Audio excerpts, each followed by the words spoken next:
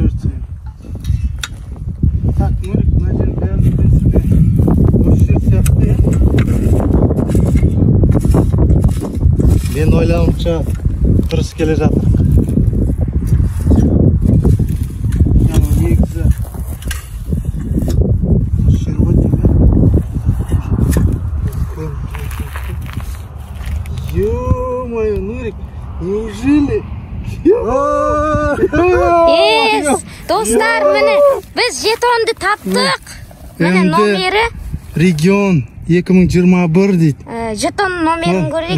0096 игровой жетон МД кешінг дейді.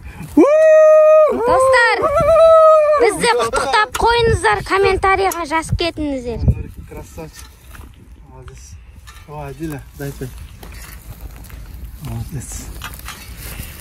Нурик, бүгінгі іздестіру күн қалай өтті деп ойлайсың? Макс, керемет, мен ойдағыдай шықты. Бұндай ойындарға бірінші рет қатысуым.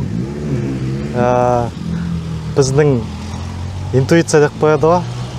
Сол көмектесті бүгінгі ойында. Келесі алдыда күтіп атқан ойындарды күтудеміз. Макс, осы ойын жайлы бөлісіп кетсең, қандай қауіпсіздік шараларын сақтану керек? Бүгінгі көргеніміздей қаланың сырт жағында болғандықтан қауіпсіздік шараларын ойланыстыру керек.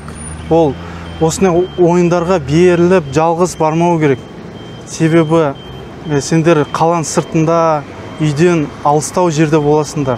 Сол үшін кішкене қауіпсіздік шараларын ойлап, достармен, немесе үлкен балалармен, если сіздер кәмелет толмаған болсаңдар, үлкен адамдармен, ағалармен баруың қажет деп ойлаймын да, осындай іздестіру ойындарға.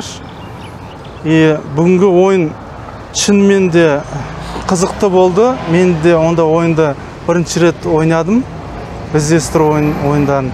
Ең қуанатын қуаныш жиынтығы ол біз анау медальонды тапқанымыз. Сол қуанышты деп ойлаймын.